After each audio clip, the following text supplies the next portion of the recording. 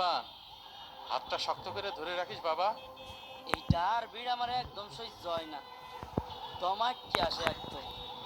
ভয় পেও না আব্বু, আমি আর শাশু তো আছি। খবরদার, আমাদের হাত ছেড়ে এক চুলও নড়বি নে।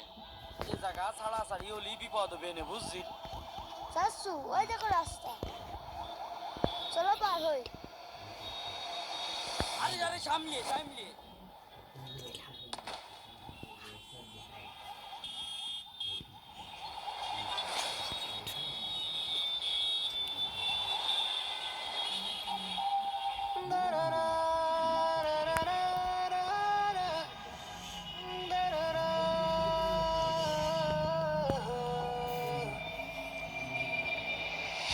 তুফান, এই তুফান, তুফান গেলি কই তুই? এবারে তুই গেলি কই? এই জায়গা আমার পাশেই তো ছিল, কোনে গেল ছেলেটা? আব্বু, শাশু, এই যে আমি এই জায়গায়। ওই তো, ওই তো তুফানের গলা। তুফান, ওই রে মনি তুই, আমি তো তোর দেখতে পাচ্ছি না। তুফান, এই তুফান, তুফান।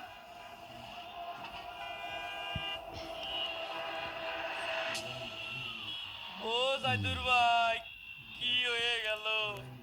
আমাকে রে তুফান কোনে গেল? ও জাইদুর ভাই। এ করিম, করিম, আমি এখন কি নিয়ে গ্রামে ফেরবো রে? কই আমার মনি গেল, কই ওরে খুঁজে এনে দে। আমার মুখটা খালি হয়ে গেল। আমি তোর ছেলেটারে দেহে রাখতে পারলাম না, আমারই দোষ, আমারই দোষ। ওরে আমার একমাত্র বুকের ধন রে। আল্লাহ, তুমি এ কি পরীক্ষা নিলে আল্লাহ? আমার সব শেষ, আমার সব শেষ, আমার একমাত্র আশা ভরসা সব শেষ হয়ে গেল রে।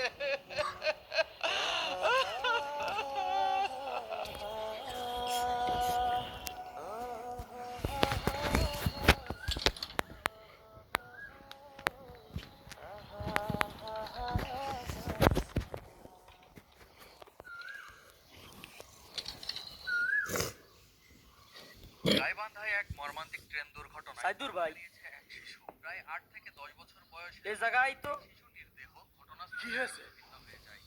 এই ছবিটা দেখে মাকে তা এখনো তাই বান্দায় একটা ট্রেন দুর্ঘটনা হয়েছে। এ তো, এ তো, এ তো আমার তুফান, এ তো আমার বাপজান।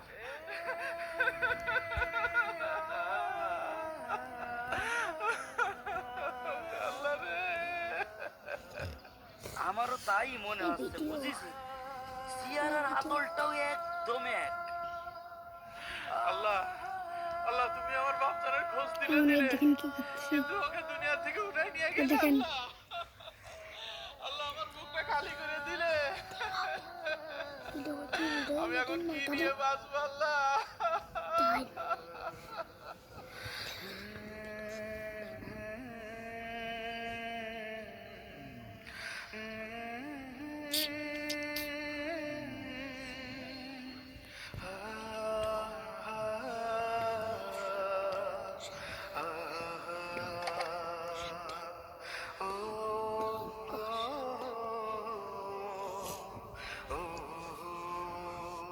দেখুন, লাশটা শনাক্ত করা কঠিন, চেহারা প্রায় থেতলে গেছে। ঠিক পরিষ্কার করে বোঝা যাচ্ছে না, বুঝছিস সাইদুর ভাই? না, আমি আমার ছেলেকে চিনবো না। এই আমার তুফান। কিন্তু এই ছেলেটার বয়স তো একটু বেশি মনে হচ্ছে। আপনার ছেলের বয়স তো অল্প ছিল। সাহেব, আমার বুকের ধান আমার দিয়ে দেন। আমি আমি নিজ হাতে ওর দাফন কাফন করতে চাই। সাইদুর ভাই, মাথা ঠান্ডা কর, যদি আমাদের ভুল হয়। তুই চুপ কর, আমি বলছি এটাই আমার ছেলে। ঠিক আছে, আপনি যখন এই ছেলের বাবা দাবি করছেন, লাশটা নিয়ে যাওয়ার ব্যবস্থা করুন।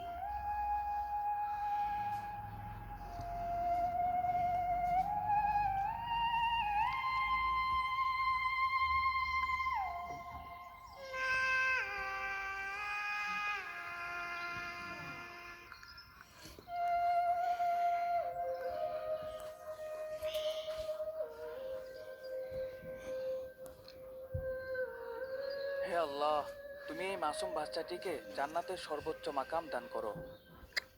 আহারে, সাইদুল ভাই এত ভালো মানুষ, তার কপালটা এভাবেই পুড়ল। ভাই মনটা শক্ত কর। ও হো হো। এখন বুকটা হালকা লাগতে করি।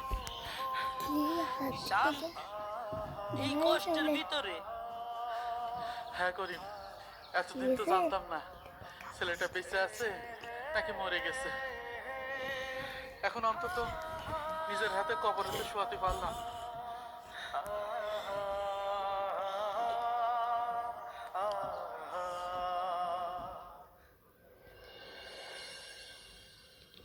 ঈদের দিন সকালে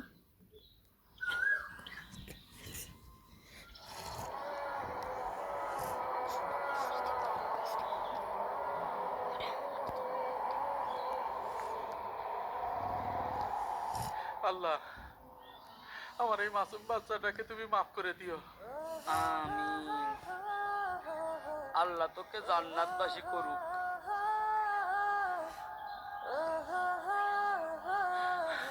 আজ ঈদের দিন, সবাই কত আনন্দ করে বেড়াচ্ছে, আর আমার বুকের মালিক এই মাটির নিচে ঘুমিয়ে আছে।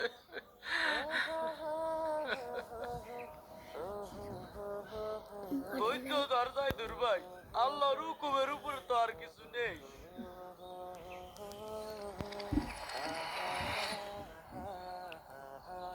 সাইদুর ভাই, ওই ওই দেখ কিটা যেন আসছে।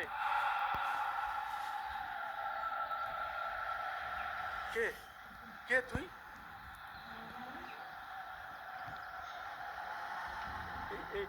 এই চেহারাটা তো একদম তুফানের মতো।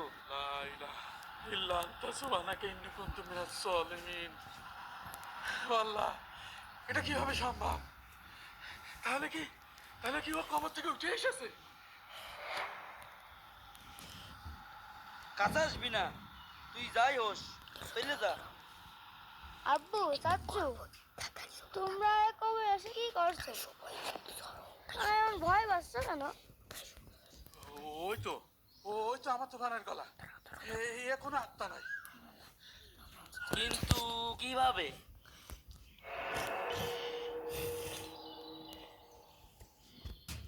তুফান, তুই বেঁচে আছিস বাবা?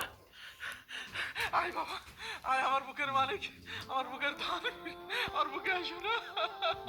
ও আমার জান, আমার ময়না, আমার কলেজের টুকরা। আর তোর আমি কোথাও যেতে দেবো না শোনা, আমি আর কোথাও তোকে ছাড়বো না। এ তো দেহি রক্ত মাংসেরই মানুষ। আল্লাহ, এ কি অলৌকিক কাণ্ড! আরে সাইদুল ভাই, এ কি? এ তো তোমাদের তোফান। তাহলে কবরে কে? জানি না কবরে কে, কিন্তু আল্লাহ আমার কলেজের টুকরাকে আমার বুকে ফিরিয়ে দিয়েছে। আল্লাহ দেখাই দিলেন তিনি মৃত এবং জীবিত মানুষের মালিক। নিশ্চয় আল্লাহ সর্বশক্তিমান। তিনি মিথ্যাকে সরিয়ে সত্য প্রকাশ করেন। তিনি শ্রেষ্ঠ পরিকল্পনাকারী।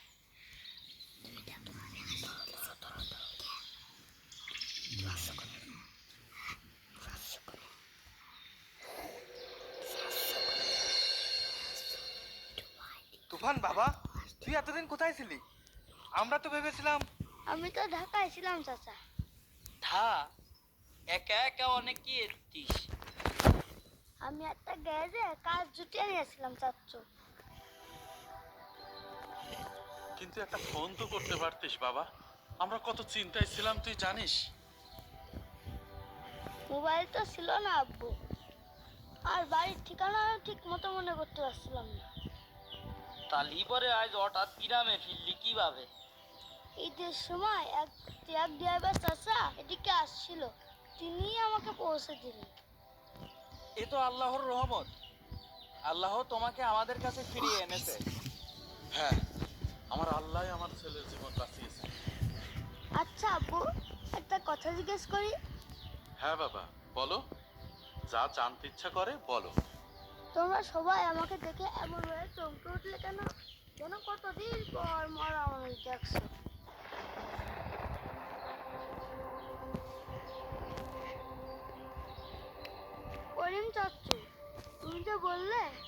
আমার নামে নাকি বাড়িতে মিলাদ পড়ানো হচ্ছিল, কেন? সাইদুর ভাই, তাহলে তাহলে ওই খবরে কে? তার মানে কি আমরা অজানা অচেনা এক ছেলের লাশ দাফন করেছি? এ আল্লাহ, তুমি এক বিপদ থেকে উদ্ধার করে কোন এক ভয়ঙ্কর সত্যের সামনে এনে ফেললে। আল্লাহ, নিশ্চয় তোমার পরীক্ষা বড় কঠিন। আমরা এক শোক থেকে উঠে আর এক গভীর রহস্যের মধ্যে পড়লাম। আয় বাবা তুফান, আমার সাথে আয়।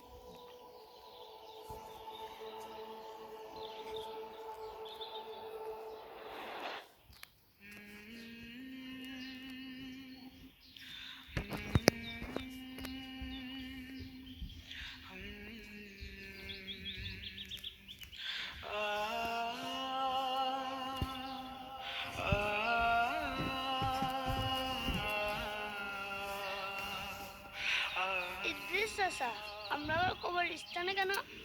তোকে একটা জিনিস দেখানোর জন্য এখানে নিয়ে আসা। করিম, আমার বুকটা কেমন ধড়ফড় করছে রে ভাই। চুপ থাক, দেখ ইদ্রিস ভাই কি বলেন। কি দেখাবেন? আর তোমরা সবাই এমন চুপ করে আসো কেন?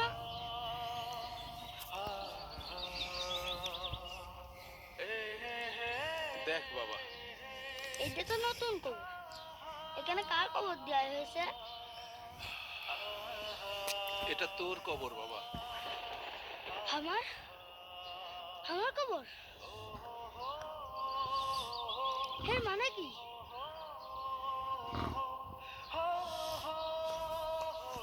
বাবা তুফান, এটা কারোরই কবর নেই, আমরা তোকে মৃত না। ভেবে এখানে দাফন করেছিলাম। এটা কারোর আমাদের নেই। আনন্দটা এনে এমনি মুহূর্তে করে ভয়ে ফুটে পরিণত হইল। এক রহস্যের সমাধান হতে না হতেই মনে আছে আরেক কি বালু, রহস্যের জন্ম হলো। খালি মাটি মাটি। আমি আমার ছেলেকে ফিরে পেয়েছি, কিন্তু এই কবরে যে ঘুমিয়ে আছে সেও তো কোনো মায়ের বুকের ধন। তাহলে তাহলে তোমরা এতদিন ধরে কার জন্য দোয়া করছো? আমরা এক অচেনা অচেনা বাচ্চার লাশ নিজের সন্তান ভেবে দাপন করে দিছি। তার বাবা মা হয়তো আজও তাকে হন্যে হয়ে খুঁজে বেড়াচ্ছে। এই শোকটা তো আগের শোকের চেয়েও গভীর। এই ভুলের দায় আমরা কিভাবে শোধ করবো আল্লাহ? বললো এখন কি হবে সাইদুর ভাই? এই কবরের পরিচয় আমরা কিভাবে জানবো? হ্যাঁ করি, আমার ছেলেকে ফিরে পেয়েও আমি শান্তি পাচ্ছি না। দিদি বুকের ভেতর আগের চেয়ে বড় একটা পাথর চেপে বসেছে। আমার জন্য আজ এই অবস্থা। না বাবা, নিজের উপরে দোষ নিও না। তাহলে আমরা এখন কি করবো ইদ্রিস ভাই? এই অচেনা কবরের কি হবে? আল্লাহ তোমাদের কাছ থেকে এক সন্তানকে কেড়ে নিয়েছিলেন, আবার তাকেই